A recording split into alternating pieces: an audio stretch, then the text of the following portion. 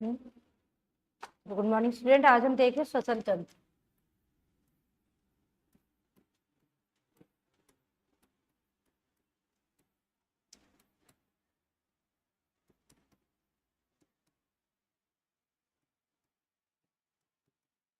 Respiratory system. ठीक है, respiratory system क्या है कि अंगों का ऐसा समूह जो आपको श्वसन में हेल्प करेगा।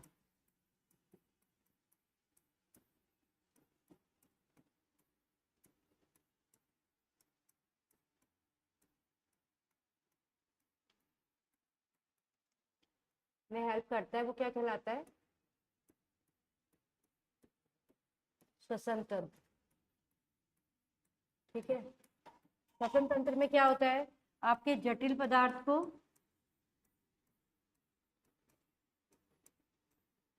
सरल पदार्थों में तोड़ा जाता है।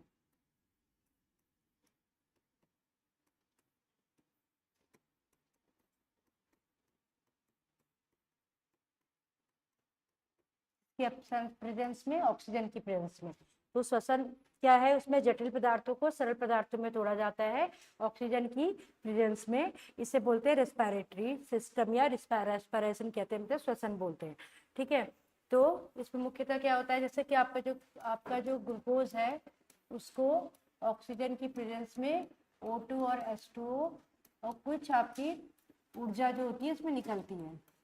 ठीक है, तो इस प्रोसेस को हम क्या कहते हैं? श्वसन कहते हैं। ठीक है, अब श्वसन दो टाइप का होता है आपका।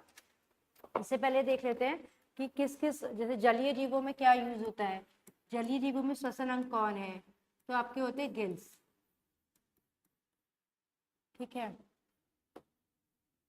कीटों में होती है आपकी श्वास नली।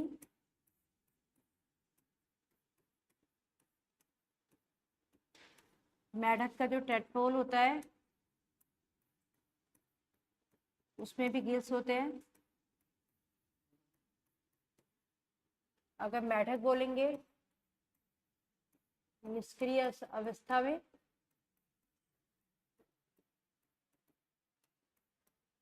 तो इसमें त्वचा द्वारा त्वचा श्वसन होता है। मनुष्य में होता है आपका फेफड़े द्वारा, और केंचुए में भी त्वचा द्वारा।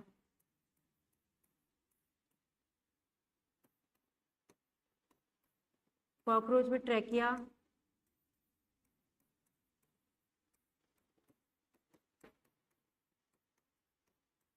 ये कुछ श्वसन अंगों के नाम है। ठीक है, जिनमें श्वसन होता है। अब इस श्वसन में क्या होता है? दो टाइप का होता है। हम ब्रीथिंग करते हैं। क्या करते हैं? ब्रीथिंग। ब्रीथिंग क्या होती है? सांस लेना और छोड़ना।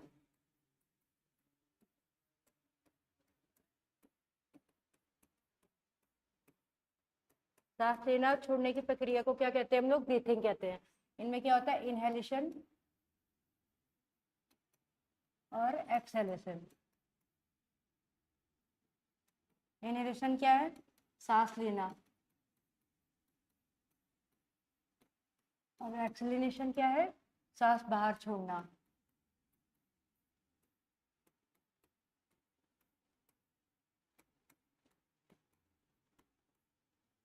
ठीक है, तो इनहेलेशन में क्या होता है आपका?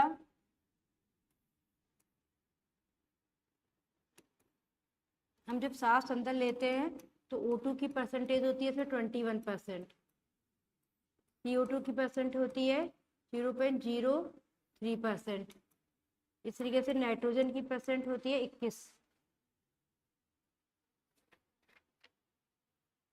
78%।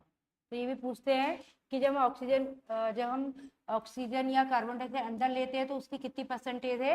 ये क्वेश्चन भी आता है। तो इनहेलेशन में ऑक्सीजन की 21% और CO2 की 0.03% और नाइट्रोजन की 78% होती है। इसी तरीके से जब हम एक्सहेलेशन करते हैं, बाहर छोड़ते हैं, तब ये O2, CO2 और N2 का परसेंटेज पूछते हैं। तो O2 की तब हो जाती है 17%, ये घट जाती है। और ये हो जाती है 4.3%, ये बढ़ जाता है। और ये सेम रहती है नाइट्रोजन, इसकी परसेंटेज सेम रहती है। ठीक है,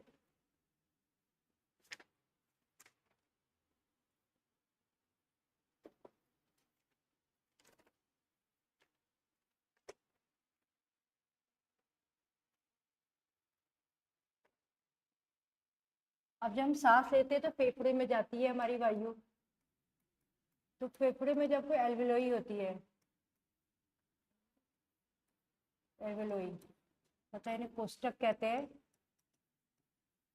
इनके माध्यम से क्या होता है, CO2 और O2 का एक्सचेंज होती है, किसके बीच, टिश्यू मतलब और ब्लड के बीच। ठीक है, जो एल्वियोलाई है इसके थ्रू O2 और CO2 का एक्सचेंज होता है टिश्यू और ब्लड के बीच, तो इसको ही हम श्वसन बोलते हैं। ठीक है, अब एक क्वेश्चन आता है कि एक जो मनुष्य होता है वो फेफड़ों में कितनी वायु भर लेता है, तो एक मनुष्य जो होता है फेफड़ों की क्षमता कितनी है, तो 5800 ml वायु भर लेता है। ठीक है, एक मनुष्य की वायु क्षमता कितनी है, ये क्वेश्चन आता है, तो उसकी क्षमता है 5800 ml, कि एक जो मनुष्य है जो एक बार सांस लेता है तो कितना वो अपने में हवा भर सकता है, तो 5800 ml वो आपकी वायु भर सकता है। इसी में रिजर्व वैल्यू पूछते हैं कि रिजर्व वैल्यू कितनी है,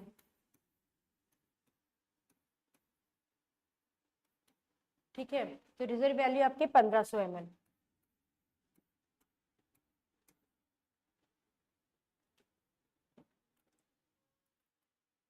और जो O2 और CO2 का जो वो आपका होता है, O2 और जो CO2 है इसका जो एक्सचेंज होता है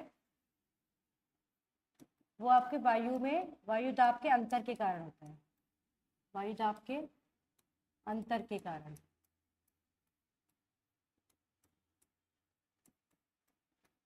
तो जो एक्सचेंज होगा किसके कारण होगा, वायु दाब के अंतर के कारण होगा, और कौन सी प्रोसेस से होगा, विसरण के द्वारा, विसरण मतलब डिफ्यूजन।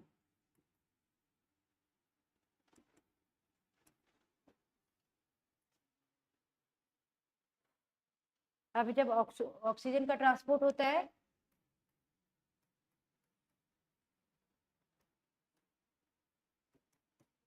ऑक्सीजन का ट्रांसपोर्ट कौन करता है, हीमोग्लोबिन। ठीक है, तो एक जो हीमोग्लोबिन होता है वो 4 O2 के मॉलिक्यूल से बाइंड करता है।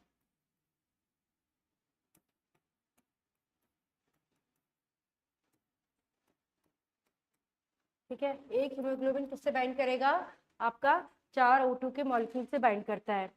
इसी तरीके से जो एक हीमोग्लोबिन है 1 ग्राम, अगर 1 ग्राम में पूछेगा 1 ग्राम हीमोग्लोबिन कितना आपका ऑक्सीजन को बांधता है, तो 1.34 ml ऑक्सीजन को बाइंड करता है। ठीक है, तो एक हीमोग्लोबिन 4 मॉलिक्यूल ऑक्सीजन के, और 1 ग्राम हीमोग्लोबिन आपका 1.34 ml ऑक्सीजन को बाइंड करता है। इसी तरीके से आपका CO2 का ट्रांसपोर्ट होता है, तो किस किस फॉर्म में होता है, बाइकार्बोनेट,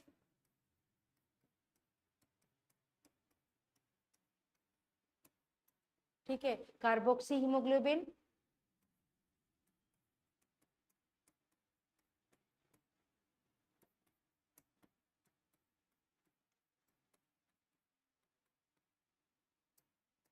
और थर्ड आपका है प्लाज्मा में घुलकर।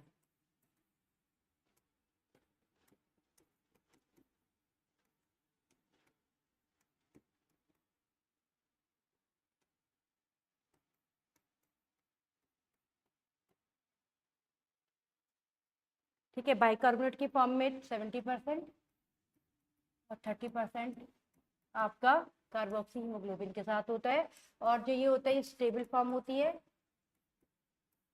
और जो आपकी इससे पहले जो बनी थी आपकी हीमोग्लोबिन के साथ, जो आपको हम ऑक्सी हीमोग्लोबिन कहते हैं,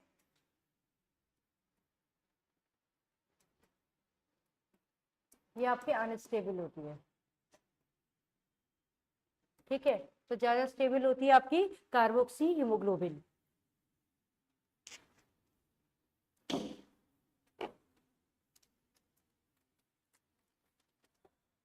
रिस्पायरेशन 2 टाइप का है आपका, एक होता है इंटरनल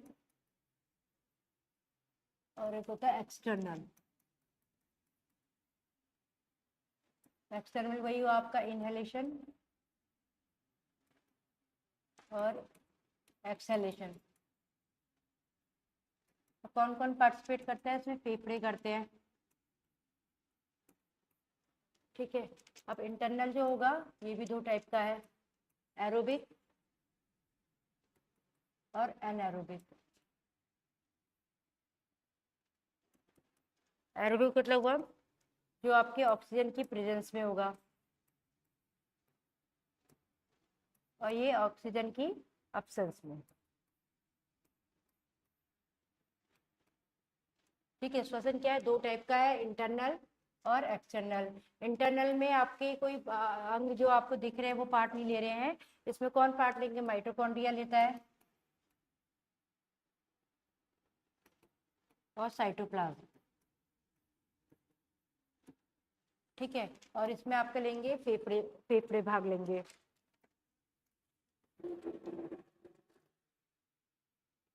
ठीक है।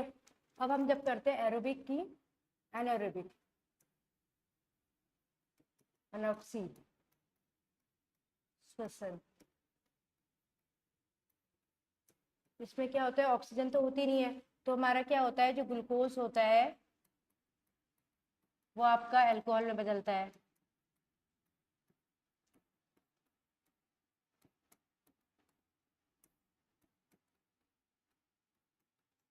में बदल जाता है। तो इसमें क्या जो एटीपी बनते हैं, कितने एटीपी बनेंगे? सिर्फ दो एटीपी बनते हैं। जो आपके एनारोबिक श्वसन से जो भी आपको जो ऊर्जा का मिलेगी वो सिर्फ दो एटीपी की होगी। अभी किस किस में मिलता है? ये आपका मिलता है जैसे कि आपका यीस्ट में, बीज, आपका बीज अंकुरण करने वाले बीज जो श्वसन करते हैं,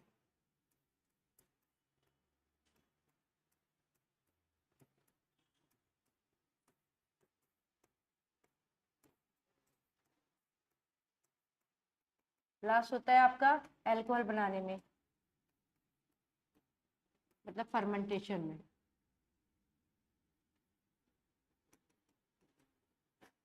ठीक है। तो एरोबिक एनारोबिक श्वसन में हमको सिर्फ दो एटीपी का लाभ होता है।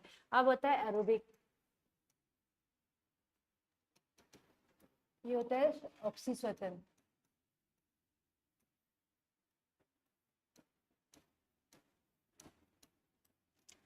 ऑक्सीजन की प्रेजेंस में है, ठीक है। इसमें क्या होता है? ग्लाइकोलाइसिस और होती है क्रेब्स साइकिल,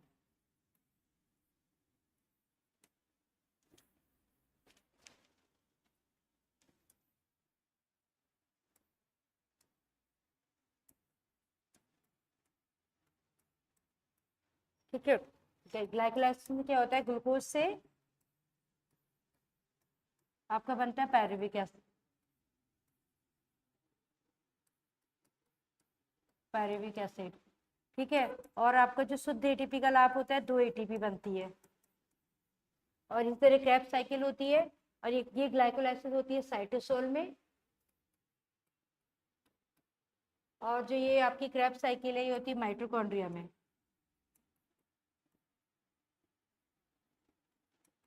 और जो इसमें एटीपी बनते हैं वो आपके 36 एटीपी बनते हैं, ठीक है। तो ज़्यादा एटीपी बनते हैं क्रेब्स साइकिल में। और फिर टोटल में अगर पूछेगा एक ग्लूकोज से कितने एटीपी बनते हैं, टोटल में 38 एटीपी बनते हैं। ये क्वेश्चन आता है कि कितने एटीपी बनते हैं? क्रेब्स साइकिल में सिर्फ 36 एटीपी, और ग्लाइकोलाइसिस में आपके दो एटीपी बनते हैं, ठीक है। तो ये क्वेश्चन इसमें पूछते हैं। इसमें तो इतना ही है। इसके बाद हम करेंगे एक्सक्रीटरी सिस्टम, मतलब उत्सर्जन तंत्र। आज ये कोर्स खत्म हो रहा है आपका, ठीक है।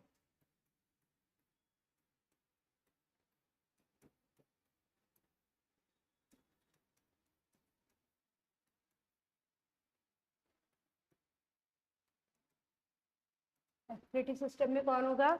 जो भी आपके शरीर का अपशेषी अंग बाहर, अपशेषी जो पदार्थ है उनको बाहर निकालेंगे। तो अपशेषी पदार्थों को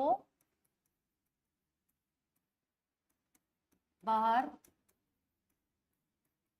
निकालने में जो अंग यूज होंगे वो क्या होंगे? आपके उत्सर्जन तंत्र में होंगे। अब जैसे इसमें कौन होता है? किडनी होती है, आपकी त्वचा होती है, ठीक है। और क्या होता है?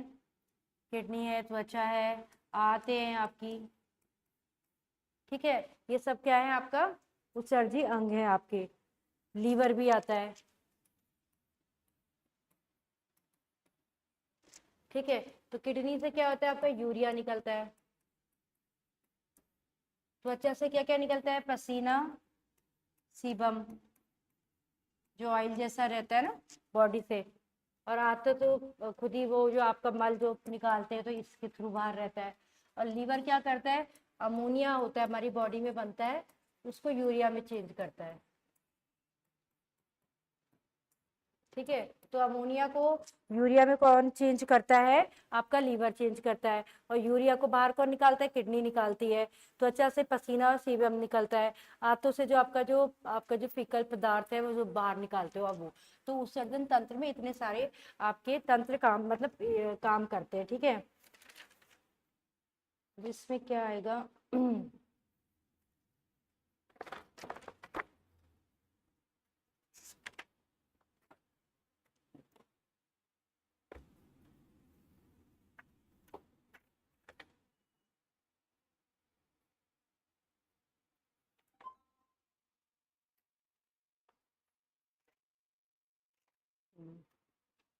यूरिन के बारे में पूछ लेते हैं। अगर किडनी की आपकी कार्यात्मक इकाई पूछी जाएगी, नेफ्रॉन है, मतलब फंक्शनल इकाई है, तो वो होगी नेफ्रॉन। क्वेश्चन एक पूछते हैं कि किडनी की फंक्शनल इकाई कौन है, नेफ्रॉन होती है, क्योंकि उत्सर्जन का काम या जो भी अवशोषण का काम होता है वहां पे ये नेफ्रॉन ही करती हैं, ठीक है। अब जो यूरिया है आपका, यूरिन जो होती है, इसका फॉर्मूला है, ठीक है। जो आपकी यूरिया है इसका पीएच पूछते हैं, ठीक है। तो इसका पीएच आपका रहता है 4.5, मतलब ये एसिडिक है, ठीक है। और क्या पूछते हैं, जल की मात्रा कितनी होती है, जल की मात्रा 95% होती है आपके यूरिन में। और यूरिया कितने परसेंट होता है आपका इसमें यूरिन में, 2%, पड़ता है 2% होता है, ठीक है। और क्रिएटिन कितना होता है, क्रिएटिन हम एक चेक करते हैं ना कि आपकी किडनी फंक्शनल है या नहीं है, तो क्रिएटिन को ही चेक किया करता है। 0.1 इसकी वैल्यू है, 0.1%, ठीक है। तो इसमें ज्यादातर ये पूछते हैं कि यूरिया का पीएच कितना है, ठीक है। एक मनुष्य जो है कितना एक दिन में कितना यूरिन निकालता है, तो 1 इतना लीटर, 1.5 लीटर तक यूरिन वो निकालता है, ठीक है। और यूरिन का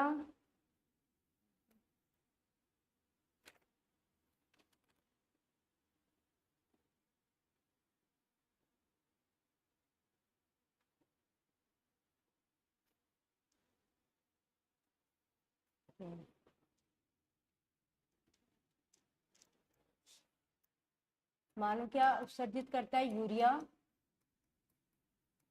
ठीक है।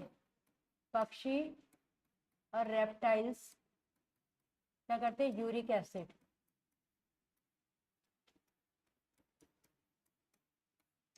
ठीक है। इसलिए जलीय जीव क्या करते हैं, अमोनिया, ये भी पूछते हैं। मानो क्या करता है, यूरिया, पक्षी रेप्टाइल्स आपकी यूरिक एसिड, और जलीय जीव करते हैं अमोनिया। और इसको हमको क्या बोलते हैं, यूरियोटेलिक, यूरियोटेलिक,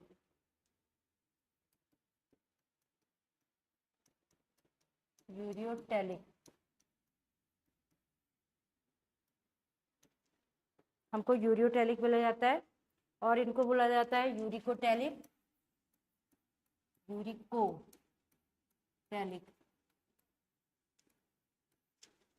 ठीक है। और इनको बोला जाता है अमोनोटेलिक,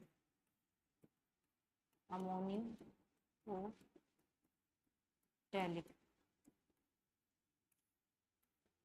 ठीक है। ये टर्म्स भी पूछे जाते हैं।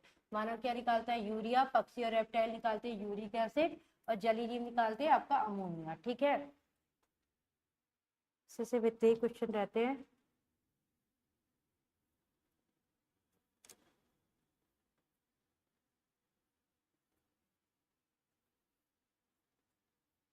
आपको पूछेंगे आपके यूरिन में कौन सा विटामिन पाया जाएगा, तो विटामिन सी। यूरिन में कौन सा विटामिन आएगा, तो विटामिन सी रहेगा।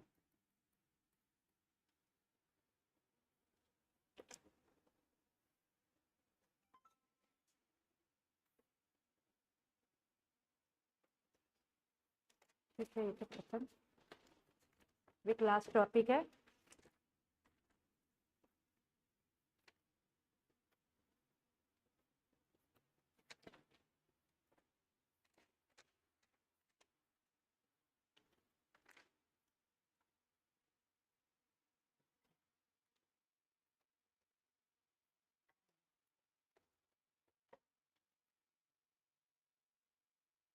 आता है डाइजेशन सिस्टम। डाइजेशन सिस्टम मतलब पाचन तंत्र।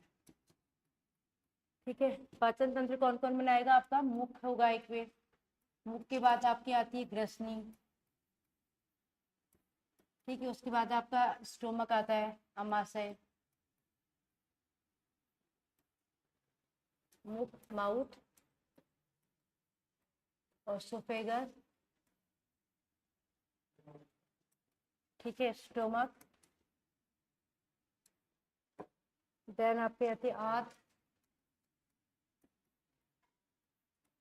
ठीक है, फिर आपका आता है रेक्टम।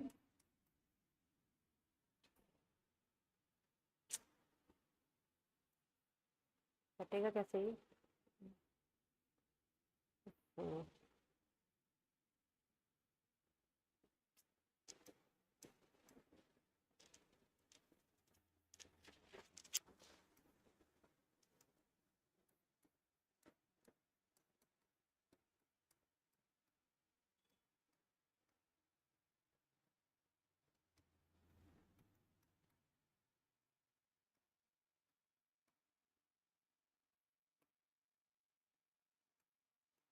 स्मॉल इंटेस्टाइन के बाद आता है बिग इंटेस्टाइन। देखने बोलते इसको लार्ज।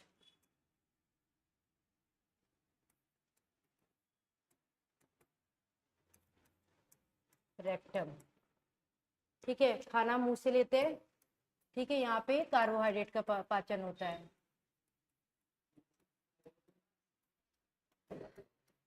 ठीक है, और यहाँ पे कोई पाचन नहीं होता है। ठीक है, तो जब मुंह से स्टार्ट करते हैं, माउथ से, तो यहाँ पे कुछ एंजाइम निकलते हैं, टाइलिन। ये पूछा जाता है, टाइलिन एंजाइम होता है जो आपके लार में पाया जाता है। तो लार में कौन सा एंजाइम होता है, आपका टाइलिन होता है। ठीक है, ये किसका पाचन करता है, आपका कार्बोहाइड्रेट का।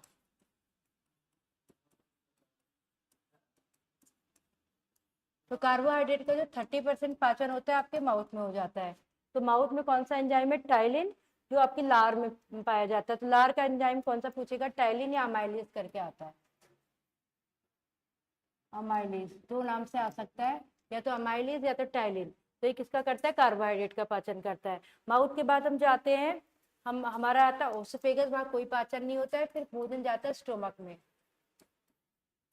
ठीक है, तो स्टोमक में जब जाता है, तो यहाँ पे स्टोमक में आपका एचसीएल, तो एचसीएल निकलता है। ठीक है, जो आप क्या करते हैं, भोजन को सड़ने से बचाता है। ये एसिड है, भोजन को सड़ने से बचाएगा।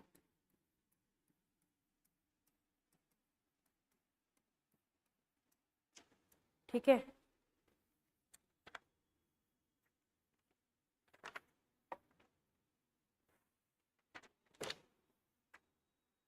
इससे पहले ना एक चीज और है, वो दांतों का फॉर्मूला पूछते हैं, दांत का। ठीक है, हमारे जीवन में 20 दांत जो होते हैं, 2 बार आते हैं। ये क्वेश्चन आता है, जीवन में 20 दांत जो होते हैं 2 बार आते हैं।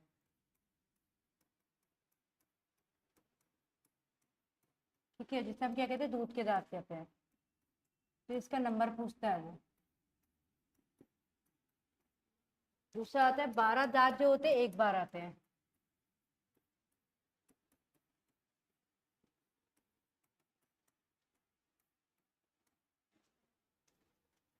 ठीक है, दांतों का फॉर्मूला पूछ लेते हैं कि एज के अकॉर्डिंग के छोटे बच्चे जो होते हैं उनके 20 दांत आते हैं, ठीक है।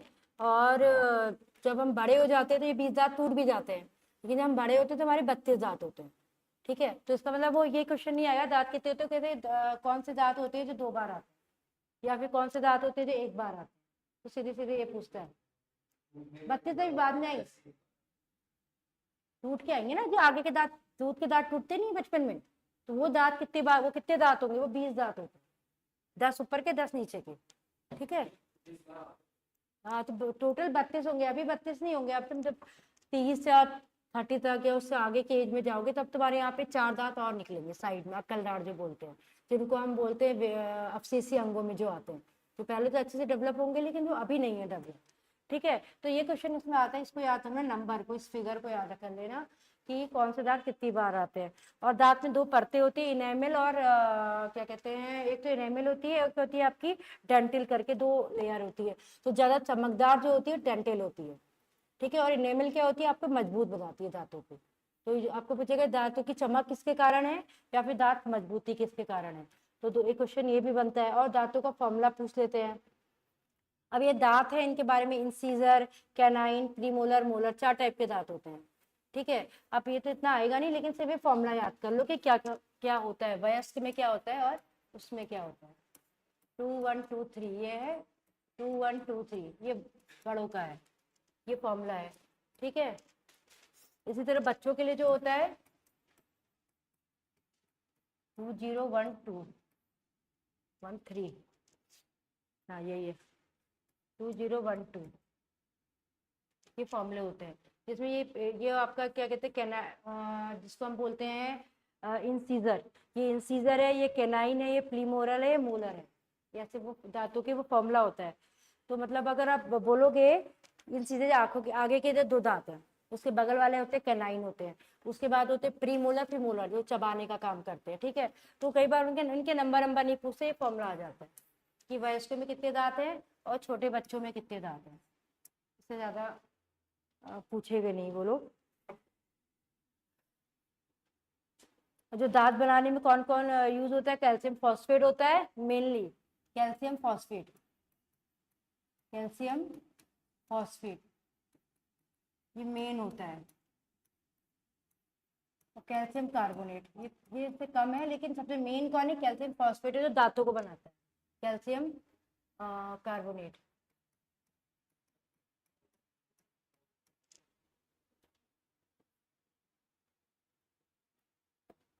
मतलब 85% अगर ये है तो 10% ये होगा दांतों को बनाने में, calcium phosphate and calcium carbonate.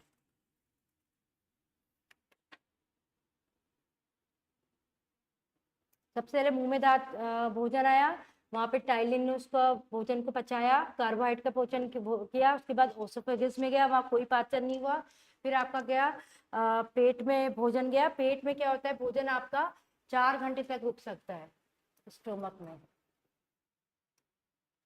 आपको कहते 4 घंटे तक भोजन रुका रहता है, तब यहाँ पे पाचन की क्रिया होती है। यहाँ पे HCl निकलता है, जो क्या करता है, HCl जो होता है ये एसिड है, ये क्या करता है, भोजन को सड़ने से बचाता है, इसका एक काम ही होता है, सड़ने से बचाएगा, ठीक है। दूसरे का काम क्या है, कुछ एंजाइम्स को एक्टिवेट करता है ये,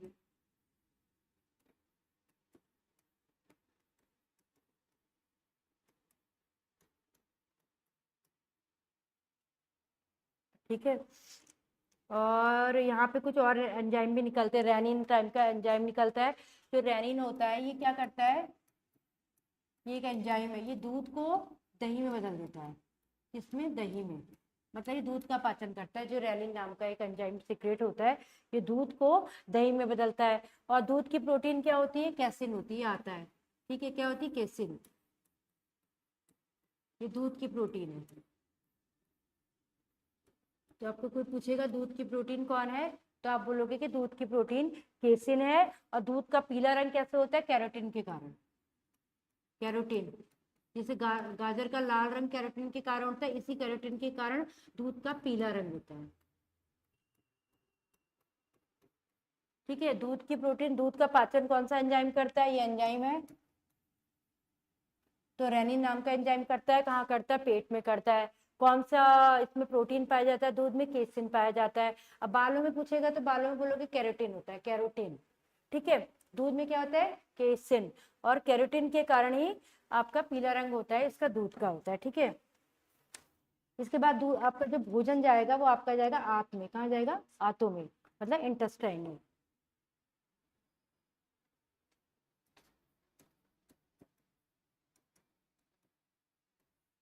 अब आते भी यहाँ पे दो टाइप की, एक तो स्मॉल है और एक लार्ज होती है।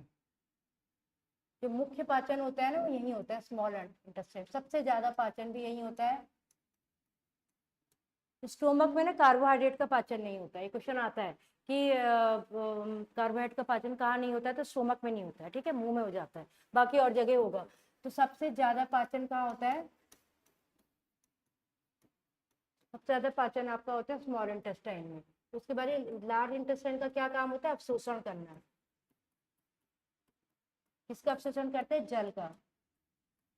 या फिर जो ड्रग्स हम लेते हैं, दवाइयाँ लेते हैं, मेडिसिन लेते हैं ना, उसका भी यहीं पे अवशोषण होता है।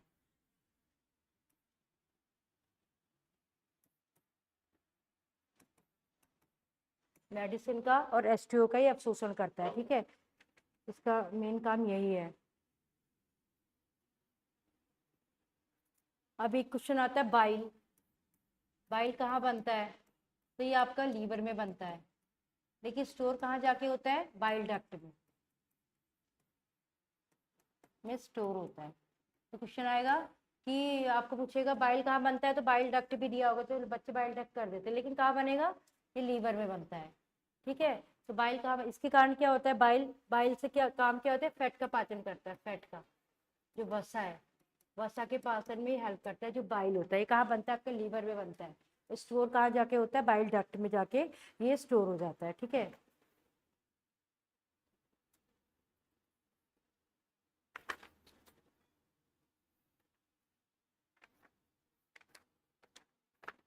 बस आपकी कोर्स खत्म तुम्हारा। अच्छा, नहीं कुछ छूट तो नहीं रहा है?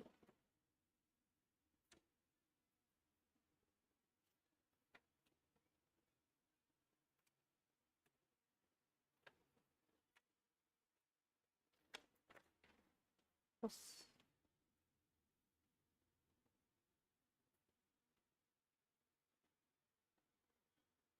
ऐसे क्वेश्चन आते हैं ना, मानव के शरीर का सबसे कठोर ऊतक कौन है? तो आपको बोलेगा दांत का इनामेल है। हमारे दांत का इनामेल और डेंटल किससे बना होता है? तो कैल्शियम और फॉस्फेट से होता है मुख्यतः। इस तरह के क्वेश्चन इसमें आते हैं।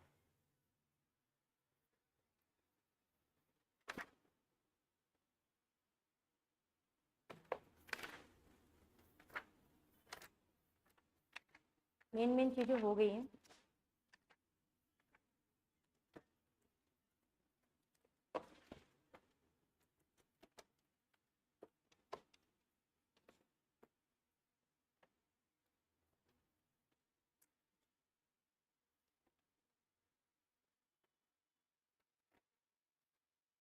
चलो बच्चों, ये तो कोर्स निपट गया है। ठीक है, बायो का आपका। ठीक है, इसके बाद सारे कोर्स हो गया है, बाकी आप दूसरे सब्जेक्ट में ध्यान देना। मेरा तो इधर कोर्स फाइनल। ठीक है।